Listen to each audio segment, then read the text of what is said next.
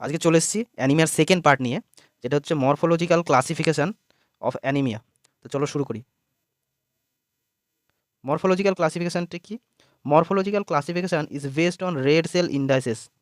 Red cell indices হচ্ছে RBC size, shape এবং ওর মধ্যে থাকা হিমোগ্লোবিনকে ডিনোট করে, যার মধ্যে পড়ছে এমসিভি, এমসিএইচ, এমসিএইচসি এবং আরডিডাব্লিউ। এই চারটের ওপর বেস করে মরফোলজিক্যাল ক্লাসিফিকেশন করা হয়। ঠিক আছে, তো চলো দেখে নিই এই এমসিভি, এমসিএইচ, এমসিএইচ এবং আরডিডাব্লিউ এই জিনিসগুলো কি। এমসিভি, এমসিভি মানে হচ্ছে মিন কর্পাসকুলার ভলিউম। এমসিভি মানে কি? Mean corpuscular volume. It is defined as the size of RBC. এটা কি করে ডিফাইন করে? আরবিসির সাইজ কি আছে, আরবিসির সাইজ ছোট হয়ে গেছে না নর্মাল আছে না বড় আছে, এটা ডিফাইন করে কি কে? এমসিভি। ঠিক আছে, এমসিভি মিন কর্পাসকুলার ভলিউম ক্যালকুলেট আমি কিভাবে করব? যদি আমি অনেক ল্যাবে এমন থাকে, এখনও পর্যন্ত অনেক ল্যাবে আছে যেখানে ফুললি অটোমেটেড হেমাটোলজি অ্যানালাইজার নেই, সেখানে শুধুমাত্র হয়তো হিমোগ্লোবিন এস্টিমেশন করে বাকিগুলো ক্যালকুলেট করে সিবিসি রিপোর্ট তৈরি করা হয়। তো এভাবে একটা ল্যাবে কাজ করলে সেখানে আমি কীভাবে এমসিভি ক্যালকুলেট করব? এমসিভি ক্যালকুলেট করার সূত্র হচ্ছে MCV is equal to PCV into 10/আরবিসি count in million per MM cube. ঠিক আছে, আগের পার্টে আমি বলেছি পিসিভি কী জিনিস। ঠিক আছে, এবার এটা দেখার আগে আরেকটা জিনিস আমাদের জেনে রাখতে হবে, সেটা হচ্ছে খালি হিমোগ্লোবিন এস্টিমেশন করার পর আরবিসি আর পিসিবি আমরা কীভাবে বার করব। আরবিসি হচ্ছে যদি হিমোগ্লোবিন এস্টিমেশন করি, হিমোগ্লোবিনের যে রেজাল্ট বেরোবে, যে রিপোর্ট আমরা পাবো, আরবিসি হচ্ছে হিমোগ্লোবিন বাই 3, অর্থাৎ হিমোগ্লোবিন যা পাবো হিমোগ্লোবিনকে 3 দিয়ে ভাগ করলে আমরা আরবিসি পেয়ে যাব। আর পিসিবি কী করে পাবো? যে হিমোগ্লোবিন পাবো সেই হিমোগ্লোবিনকে 3 দিয়ে গুণ করে দিলে আমরা পিসিবি পেয়ে যাব। ঠিক আছে, এবার যদি এমসিবি, আমরা এমসিবি মানে বোঝাই হচ্ছে আরবিসির সাইজ। ঠিক আছে, এবার ধরো মাইক্রোস্কোপে আমি আরবিসি দেখব। ঠিক আছে, আরবিসির সাইজ ছোট হয়ে গেছে না বড় হয়ে গেছে না নর্মাল আছে, সেটা দেখবো আমি মাইক্রোস্কোপে। তো এখানে আমি কিছু ছবি দিয়েছি, দেখো। আরবিসির সাইজ দেখার জন্য সবসময় আমাকে ডাব্লিউবিসির সাথে কম্পেয়ার করতে হয়, কেননা ডাব্লিউবিসি আর আরবিসির সাইজ প্রায় অনেকটা একই। তো এখানে যেটা দেখিয়েছে সেটা হচ্ছে ডাব্লিউবিসি। এবার ডাব্লিউবিসির পার্সপেক্টে দেখো বাকি যে সেলগুলো আছে এগুলো হচ্ছে আরবিসি। এই আরবিসির সাইজগুলো প্রায় ডাব্লিউবিসির সাইজের সাথে প্রায় একই। তো এটা হচ্ছে নর্মোসাইটিক বা নর্মাল আরবিসির সাইজ আছে, কেননা ডাব্লিউবিসি আর আরবিসির সাইজটা প্রায় এখানে অনেক একই। এটা হচ্ছে নর্মোসাইটিক। এবার পরের ছবিতে দেখো, এটা হচ্ছে ডাব্লিউবিসি আর বাকিগুলো কি? আরবিসি। এটা হচ্ছে ডাব্লিউবিসি, বাকিগুলো হচ্ছে আরবিসি। ডাব্লিউবিসির সাইজটা দেখো বাকি আরবিসির সেলের সাইজের থেকে অনেকটাই বড়, অর্থাৎ আরবিসির সাইজ এখানে ছোট। তো এটা হচ্ছে মাইক্রোসাইটিক, মাইক্রোসাইটিক। ঠিক আছে, এবার পরের সেলটা দেখো, পরের ছবিটা। এখানে এই যে সেলগুলো দেখছো এগুলো হচ্ছে নর্মাল সেল, এগুলো হচ্ছে সব নর্মাল সেল, কিন্তু এই যে সেলগুলো দেখছো এই সেলগুলো হচ্ছে নর্মালের তুলনায় অনেকটা বড় হয়ে গেছে, অর্থাৎ এগুলো হচ্ছে সব ম্যাক্রোসাইটিক, ম্যাক্রোসাইটিক আরবিসি, এগুলো অর্থাৎ সাইজে অনেকটা বড় হয়ে গেছে। ঠিক আছে, এই তিনটে জিনিস মনে রাখবে, খুব ইম্পর্টেন্ট। এবার এখানে দেখিয়েছে normal range of MCB. MCB normal range কত? নর্মাল রেঞ্জ সবসময় হয় 100 থেকে 80 ফেমটোলিটার। এর ইউনিট কি? ইউনিট হচ্ছে ফেমটোলিটার। ওকে, এবার এই 80 ফেমটোলিটারের যদি কম হয়, 80 ফেমটোলিটারে যদি কম হয় সেটা হচ্ছে মাইক্রোসাইটিক অ্যানিমিয়া। আমি যদি মাইক্রোস্কোপে না দেখে সিবিসি রিপোর্ট দেখে বলতে চাই যে এটা মাইক্রোসাইটিক অ্যানিমিয়া না ম্যাক্রোসাইটিক না নর্মোসাইটিক অ্যানিমিয়া, সেক্ষেত্রে আমাকে এমসিবির দিকে তাকাতে হবে। তো এমসিবি যদি 80 ফেমটোলিটারে কম থাকে সেটা হচ্ছে মাইক্রোসাইটিক অ্যানিমিয়া, আর যদি 80 থেকে 100 ফেমটোলিটারের মধ্যেই থাকে সেটা হচ্ছে নর্মোসাইটিক অ্যানিমিয়া, আর অ্যাবভ 100 ফেমটোলিটার যদি 100 ফেমটোলিটারের থেকে বেশি হয় সেটা হচ্ছে ম্যাক্রোসাইটিক অ্যানিমিয়া। ঠিক আছে, এবার এখানে একটা কোশ্চেন দিয়েছে দেখো, যদি একটা পেশেন্টের হিমোগ্লোবিন 12 গ্রাম পার ডেসিলিটার হয় তাহলে তার এমসিবি ক্যালকুলেট করতে হবে। এমসিবি ফর্মুলা কী বলেছিলাম? MCV is equal to PCV into 10/আরবিসি, তাই তো? তো এখানে আমাকে তাহলে এমসিবি বার করার জন্য আমাকে লাগবে পিসিভি আর আরবিসি, তাই তো? তো আগে আমাকে পিসিবি আর আরবিসিটা বার করে নিতে হবে। পিসিবি ইজ ইকুয়াল টু কত? আমি বললাম PCB is equal to haemoglobin into 3, তাহলে এখানে হিমোগ্লোবিন 12 বলেছে, তাহলে 12 ইন্টু 3 সমান 36। আর RBC, RBC is equal to haemoglobin by 3, তার মানে 12/3 সমান কত? 4। তাহলে এখানে আমি পিসিবি কত পেলাম? 36, আর আরবিসি 4। তো চলো দেখি, তাহলে MCB is equal two PCB কত পেয়েছিলাম 36 ইন্টু 10/আরবিসি কত পেয়েছিলাম 4 সমান 36 ইন্টু 10/4 মানে 2.5, তাহলে 36 ইন্টু 2.5 মানে হচ্ছে কত 72 আর 18 মানে হচ্ছে টোটাল 90 ফেমটোলিটার। 90 ফেমটোলিটার কি 80 থেকে 100 ফেমটোলিটারের মধ্যে হচ্ছে, তার মানে এটা হচ্ছে কি নর্মোসাইটিক অ্যানিমিয়া, নর্মোসাইটিক। ওকে, এরপরে চলো দেখি এমসিএইচ। এমসিএইচ কি জিনিস? এমসিএইচ হচ্ছে it is average amount of haemoglobin per RBC. প্রতিটা আরবিসিতে কতটা অ্যাভারেজ হিমোগ্লোবিন আছে সেটা এমসিএইচ দ্বারা ডিনোট করা হয়। এমসিএইচ মানে হচ্ছে মিন কর্পাসকুলার হিমোগ্লোবিন, অর্থাৎ একটা আরবিসির মধ্যে ধরো 10টা হিমোগ্লোবিন আছে, মিলিয়ন মিলিয়ন হিমোগ্লোবিন থাকে, আমি ধরে নিচ্ছি যে 10টা আছে, একটাতে ধরো 12টা আছে, একটাতে ধরো 14টা আছে। তো এই তিনটে আরবিসির মধ্যে থাকা হিমোগ্লোবিনের যদি আমি অ্যাভারেজ বার করি, যে অ্যাভারেজ হিমোগ্লোবিন বেরোবে সেটা হচ্ছে এমসিএইচ। ঠিক আছে, এবার এমসিএইচ বার করার ফর্মুলা কি? MCH is equal to haemoglobin into 10/আরবিসি। ঠিক আছে, এমসিএইচ বার করার সূত্র কি? Haemoglobin into 10/আরবিসি।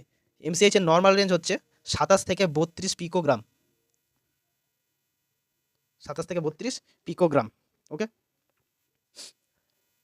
এখানে তো আরেকটা ম্যাথ দিয়েছে যে একটা পেশেন্টের হিমোগ্লোবিন যদি 12 হয় তাহলে তার এমসিএইচ ক্যালকুলেট করতে বলেছে। এটা তোমরা ক্যালকুলেশন করে কমেন্টে বলে দেবে। চলো এরপর দেখে নিই এমসিএইচসি। এমসিএইচসি কি? এমসিএইচসি মানে হচ্ছে main corpuscular haemoglobin concentration. It is average concentration of haemoglobin per RBC. MCh এর ক্ষেত্রে কি বলেছিল? খালি অ্যাভারেজ হিমোগ্লোবিন বলেছিল প্রতিটা আরবিসিতে, আর এখানে বলেছে অ্যাভারেজ কনসেন্ট্রেশন অফ হিমোগ্লোবিন। এটা হচ্ছে অ্যাকচুয়ালি কালারকে ডিনোট করে। যত একটা আরবিসির মধ্যে যত হিমোগ্লোবিন কনসেন্ট্রেশন বেশি থাকবে, অ্যাভারেজ কনসেন্ট্রেশন যত বেশি থাকবে, তত সেই আরবিসিটা কী হবে? ব্রাইট রেড হবে, ব্রাইট রেড হবে। আর যত অ্যাভারেজ হিমোগ্লোবিন কনসেন্ট্রেশন কমতে থাকবে তত রেডনেসটা কী হবে? কমতে থাকবে। অর্থাৎ এটা ডিনোট করে হচ্ছে কালার। এমসিএইচসি কি ডিনোট করে? কালার ডিনোট করে। এর এমসিএইচসি বার করার ফর্মুলা হচ্ছে হিমোগ্লোবিন ইন্টু 100/পিসিভি। এর নর্মাল রেঞ্জ হচ্ছে 30 থেকে 35% বা গ্রাম পার ডেসিলিটার। ওকে, এখানে একটা ম্যাথ দিয়েছে যে patient have haemoglobin 12, calculate MCHC. এটা তোমরা করে কমেন্টে বলে দেবে। এরপর দেখো RDW, red cell distribution with. এটা কি জিনিস? It represent the variation of size of red blood cell. MCV কি ডিনোট করছিল? এমসিভি ডিনোট করছিল size of RBC. MCV denote করছিল সাইজ অফ আরবিসি, আরবিসির সাইজ ডিনোট করছিল। বাট আরডিডাব্লিউ ডিনোট করবে যে সাইজের চেঞ্জটা হয়েছে সেটা কতটা চেঞ্জ হয়েছে, variation of changes of size. সাইজে যে ভেরিয়েশনটা হয়েছে সেটা কতটা ভেরিয়েশন হয়েছে, বা যে ছোটো হয়েছে আরবিসি, মাইক্রোসাইটিক হয়েছে কতটা ছোটো হয়েছে, বড় হয়েছে কতটা বড় হয়েছে, সেইটা ডিনোট করবে আরডিডাব্লিউ। ঠিক আছে, এবার আরডিডাব্লিউ নর্মাল রেঞ্জ হচ্ছে 11.5 to 15%। ঠিক আছে, এরপর চলো classification of anaemia based on MCB. MCB মানে কি? সাইজ, অর্থাৎ সাইজের উপর বেস করে অ্যানিমিয়াকে আমরা ক্লাসিফিকেশন করবো। এবার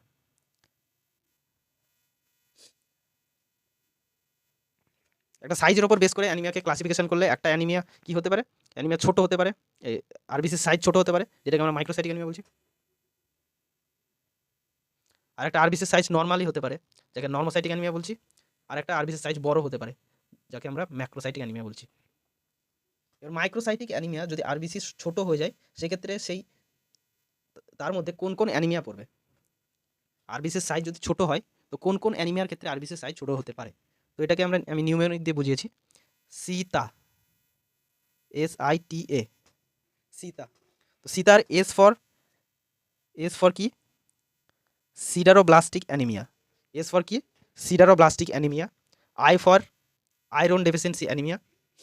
টি for thalassaemia. A for anaemia of chronic disease.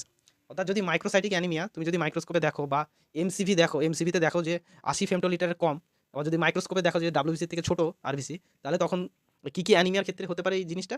4টে অ্যানিমিয়ার ক্ষেত্রে। 4টে অ্যানিমিয়া কি? Sita, S for sideroblastic anaemia, I for iron deficiency anaemia, T for thalassaemia, A for anaemia of chronic disease. ঠিক আছে, এবার তুমি যদি মাইক্রোস্কোপে দেখো যে আরবিসির সাইজ ডাব্লিউবিসি থেকে বড় হয়ে গেছে, বা এমসিভি যদি দেখো 100 ফেমটোলিটার থেকে বেশি হয়ে গেছে, সেক্ষেত্রে 3টে অ্যানিমিয়া হতে পারে। এক হচ্ছে লিভার ডিজিজ হতে পারে, হাইপোথাইরয়েডিজম হতে পারে, আর হচ্ছে মেগালোব্লাস্টিক অ্যানিমিয়া হতে পারে। ওকে, মেগালোব্লাস্টিক তিনটে অ্যানিমিয়া, ম্যাক্রোসাইটিক অ্যানিমিয়ার ক্ষেত্রে তিনটে অ্যানিমিয়া হতে পারে। এক হচ্ছে liver disease, hypothyroidism, megaloblastic anaemia. Okay, এবার ধরো আরবিসির সাইজ নর্মালি আছে, বা যখন তুমি সিবিসি রিপোর্ট দেখছো তখন কিন্তু হিমোগ্লোবিন কম। হিমোগ্লোবিন কম কম মানে কি, এর অ্যানিমিয়া হয়েছে শিওর, বাট তুমি যখন সিবিসি রিপোর্ট দেখছো তখন এমসিবি নর্মাল আছে, অর্থাৎ এটা হচ্ছে নর্মোসাইটিক অ্যানিমিয়া। এবার যদি নর্মোসাইটিক অ্যানিমিয়া হয় তার মধ্যে কোন কোন অ্যানিমিয়া পড়তে পারে, চলো দেখি। নর্মোসাইটিক অ্যানিমিয়া হলে সেক্ষেত্রে দুটো জিনিস হতে পারে। এক হচ্ছে রেটিকুলোসাইট কাউন্ট বেড়ে যেতে পারে, আর একটা হচ্ছে রেটিকুলোসাইট কাউন্ট কমে যেতে পারে।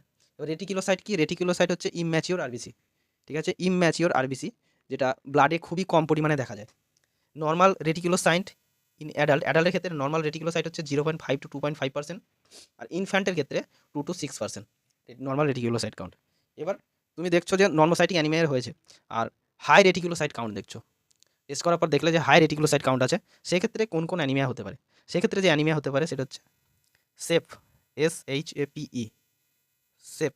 সেপ কী কী, সেপের S for sickle cell anaemia, H for hereditary spherocytosis, A for autoimmune haemolytic anaemia, P for paroxysmal nocturnal haemoglobinuria, E for enzyme deficiency. E for কি, ই ফর হচ্ছে enzyme deficiency, যেখানে most specific enzyme G6PD জন্য G6PD enzyme ডেফিসিয়েন্সির কারণে anaemia হয়। এরপর তুমি দেখছো যে রেটিকুলোসাইট নর্মাল থেকে কমে গেছে, সেক্ষেত্রে কোন কোন অ্যানিমিয়া হতে পারে। সেক্ষেত্রে রেনাল ফেলিওর, রাম নিউমোনিক হচ্ছে রাম, যার R for renal failure, A for anaemia of chronic disease, আর এম ফর মাইলোফাইব্রোসিস। তো এটা টোটালটা হচ্ছে morphological classification of anaemia. Okay, যেখানে আমরা জানলাম MCV, MCH, MCHC আর RDW, আর মাইক্রোস্কোপে এগুলো যদি মাইক্রোসাইটিক অ্যানিমিয়া হয় বা ম্যাক্রোসাইটিক অ্যানিমিয়া হয় সেক্ষেত্রে মাইক্রোস্কোপে কীভাবে দেখায়, আর ক্লাসিফিকেশন অফ অ্যানিমিয়া জানলাম বেসড অন এমসিভির ওপর বেস করে ক্লাসিফিকেশন অফ অ্যানিমিয়া আমরা দেখলাম। এটা খুবই ইম্পর্টেন্ট ক্লাসিফিকেশন অফ অ্যানিমিয়া। এরপর আমরা জানবো ল্যাবরেটরি, পরের ভিডিওতে জানবো laboratory approach to evaluate of anaemia, মানে কি করে বুঝবো আমি যে কার ক্ষেত্রে কোন অ্যানিমিয়া হয়েছে স্পেসিফিকভাবে। কোন একটা পেশেন্টে ধরো এমসিবি নর্মাল থেকে কম আছে, তাহলে সেক্ষেত্রে তার যে অ্যানিমিয়া হবে সেটা হচ্ছে কি সীতা, নিউমোনিক সীতা, বাট সীতার ক্ষেত্রেও কোন অ্যানিমিয়াটা হয়েছে সেটা দেখার জন্য আমাকে ল্যাবরেটরি এভালুয়েট করতে হবে। তো পরের ভিডিওতে এটাই আমরা জানবো। ওকে।